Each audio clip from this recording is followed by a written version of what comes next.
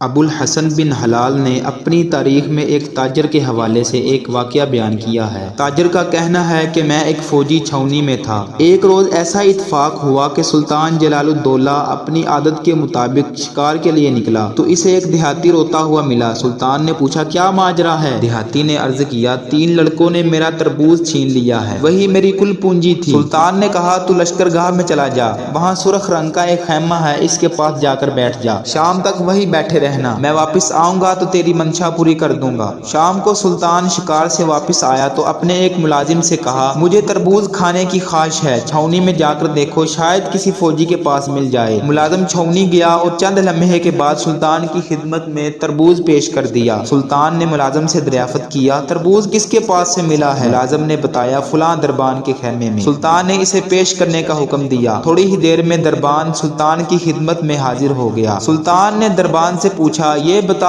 کہ تربوز تیرے پاس کہاں سے آیا ہے؟ دربان نے کہا مجھے یہ 3 لڑکوں نے لا کر دیا ہے۔ سلطان نے کہا ابھی اور اسی وقت ان لڑکوں کو میری خدمت میں پیش کرو۔ دربان لڑکوں کو ڈھونڈنے نکلا مگر وہ سلطان کی نیت کو بھانپ چکا تھا، لہٰذا اس نے لڑکوں کو بھگا دیا اور سلطان کے پاس پہنچ کر کہنے لگا اے سلطان معظم، وہ تو آپ کی سزا کے خوف سے بھاگ گئے۔ سلطان نے دیہاتی کو بلا بھیجا۔ جب وہ آیا تو اس سے پوچھا کیا یہ وہی تربوز ہے جو لڑکوں نے تم سے چھین لیا تھا؟ دیہاتی نے جواب دیا ہاں۔ سلطان نے دیہاتی سے کہا یہ تربوز لو اور یہ دربان میرا غلام ہے، اسے بھی اپنے ساتھ لے جاؤ، میں اسے تمہیں تحفہ دیتا ہوں تاکہ یہ لڑکوں کو گرفتار کر کے پیش کر دے۔ سلطان نے دیہاتی کو یہ انتباہ بھی کی کہ اللہ کی قسم اگر تم نے اسے چھوڑ دیا تو میں تمہاری گردن اڑا دوں گا۔ دیہاتی نے دربان کا ہاتھ پکڑا اور باہر نکل گیا۔ باہر آنے کے بعد دربان نے دیہاتی سے کہا ارے تم مجھ سے 300 دینار لے لو اور مجھے میرے ہی ہاتھ میں بیچ دو۔ دیہاتی نے دربان کی بات سے اتفاق کر لیا، پھر سلطان کے پاس پہنچا اور کہنے لگا